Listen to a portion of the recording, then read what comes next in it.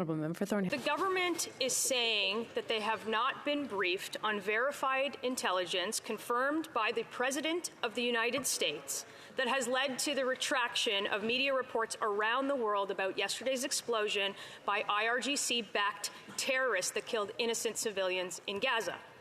After 8 years, is the relationship with our closest allies, our Five Eyes partners, so damaged that they don't even share with Canada what they have already told the rest of the world?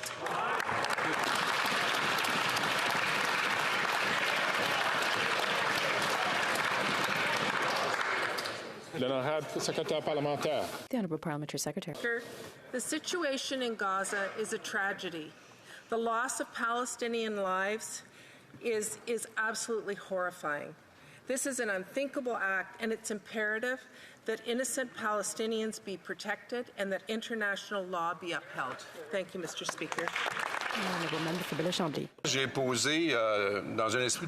Yesterday, in a spirit of cooperation, I asked a question or a few questions of the Deputy Prime Minister that perhaps were unexpected, so the answers weren't satisfactory. So I would ask the Prime Minister this time about the group of 5 countries made up of the United States, Germany, Italy, France, and the UK have given themselves an ability to intervene politically and diplomatically.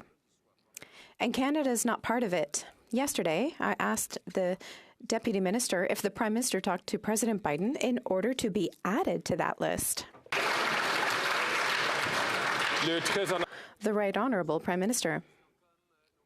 Mr. Speaker, like our colleagues know full well, Canada is working very closely with its allies throughout the world.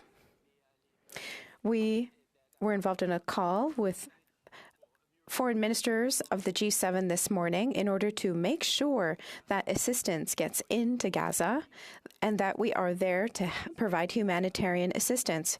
This is a terrible crisis occurring in the region.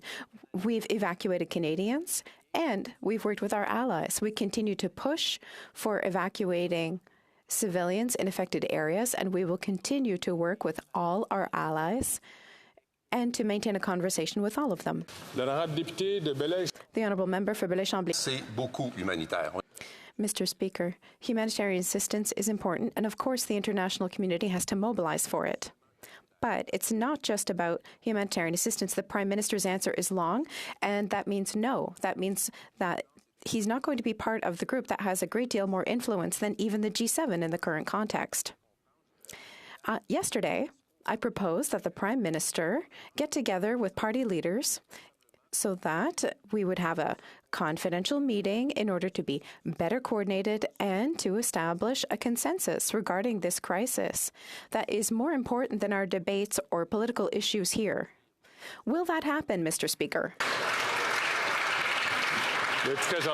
The Right Honourable Prime Minister. Yes, Mr. Speaker, that was a very good suggestion. I asked my team to follow up, which they're going to be doing in the coming days, to make sure that various party leaders have access to necessary information. This is a moment for Canadians to be united. I know that people are worried. Various communities throughout the country are scared for their loved ones. They're also frightened for their children and their communities.